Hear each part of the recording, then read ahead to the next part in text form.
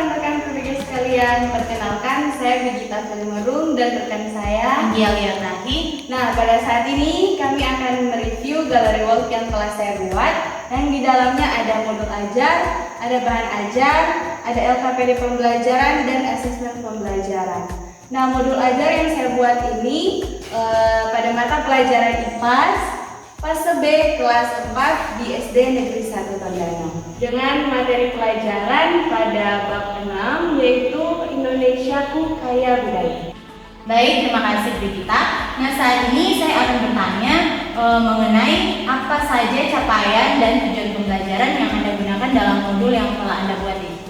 Baik, capaian pembelajaran yang saya buat dalam modul ini yang pertama mendeskripsikan keragaman budaya dan kearifan lokal di daerahnya masing-masing. Yang kedua, mengetahui cara melestarikan warisan budaya. Yang ketiga, mengetahui manfaat warisan budaya dan kearifan lokal. Selanjutnya, tujuan pembelajaran yang saya buat yang pertama, melalui kegiatan menyimak video dan pengamatan terhadap berbagai sumber belajar, peserta didik dapat mendeskripsikan keragaman budaya dan kearifan lokal di daerahnya masing-masing. Yang kedua, melalui menyimak bacaan dari berbagai media ajar, peserta didik dapat mengetahui cara melestarikan warisan budaya dengan benar. Dan yang terakhir, melalui kegiatan menyimak bacaan dari berbagai sumber belajar, peserta didik dapat mengetahui menjelaskan warisan budaya dan kearifan lokal dengan benar. Pertanyaan saya selanjutnya yaitu mengenai apa saja model dan pendekatan yang Anda gunakan dalam modul ajar yang dibuat ini. Baik, model yang saya gunakan pada modul ajar ini yaitu Problem Based Learning atau PBL, dan pendekatan yang saya terapkan pada modul ajar saya ini yaitu Scientific Feedback dengan pendekatan berdiferensiasi. Pembelajaran berbasis masalah atau Problem Based Learning merupakan metode pembelajaran yang memungkinkan siswanya untuk belajar melalui pemecahan masalah kontekstual yang realistis. Nah, pada model pembelajaran Problem Based Learning ini, di dalamnya termasuk yang pertama, fase orientasi pada masalah. Peserta didik mengamati gambar tentang salah satu kearifan lokal yang di dalamnya video pembelajaran lewat PowerPoint, yaitu mengamati dan mengumpulkan informasi. Yang kedua, peserta didik bertanya jawab dan menelaah apa yang mereka tahu tentang kearifan lokal dan permasalahan apa yang ada dalam video tersebut, yang di dalamnya menanya dan mengasosiasi. Yang ketiga, guru mengenalkan kepada peserta didik definisi kearifan lokal dan memberikan penjelasan terkait dengan warisan budaya, yang di dalamnya mengumpulkan informasi. Pada fase yang kedua yaitu mengorganisasi murid untuk belajar. Peserta didik dibagi menjadi beberapa kelompok berdasarkan tingkat pemahaman mereka.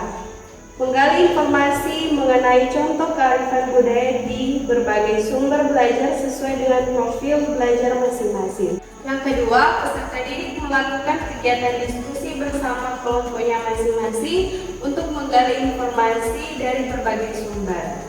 Selanjutnya, pada fase membimbing penyelidikan dalam kelompok, guru memantau dan mengajukan pertanyaan lanjutan kepada murid-murid atau peserta didik yang masih memerlukan bantuan, membuat beberapa catatan-catatan penilaian untuk menyesuaikan tingkat bantuan yang akan diberikan kepada peserta didik.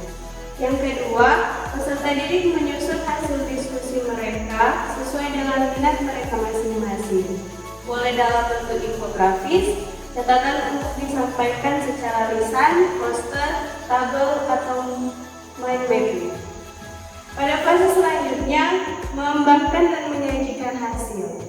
Setiap perwakilan kelompok mempresentasikan hasil diskusi mereka atau mengkomunikasikan. Yang kedua, kelompok lain menanggapi dan memberikan apresiasi dengan memberikan tepuk tangan atau mengkomunikasikan.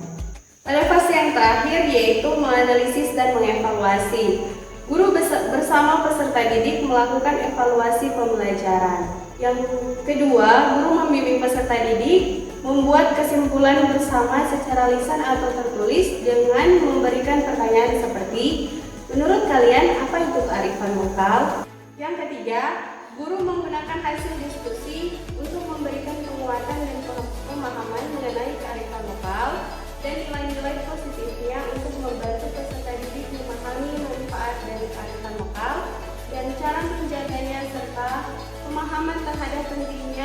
menjaga kearifan lokal.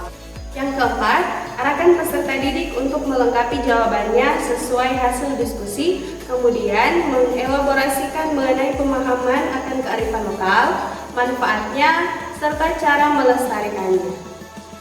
Nah, pertanyaan saya selanjutnya yaitu mengenai apa saja asesmen pembelajaran yang Anda gunakan dalam modul ajar ini. Baik, terima kasih. Asesmen yang saya gunakan pada modul ajar ini yaitu penilaian diagnostik dan formatif. Nah, penilaian diagnostik ini terbagi atas dua, yaitu kognitif dan non-kognitif.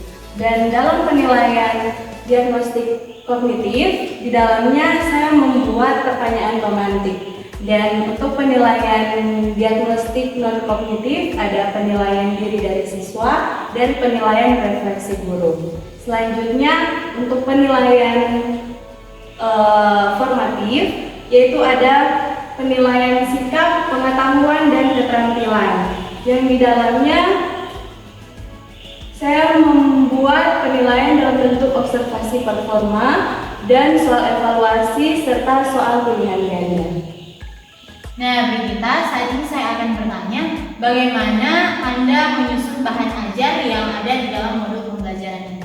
Nah, untuk bahan ajar yang saya buat, yang pertama itu ada bahan bacaan dari guru yang saya peroleh dari artikel. Selanjutnya ada bahan bacaan untuk siswa atau peserta didik yang saya ambil dari buku pelajaran.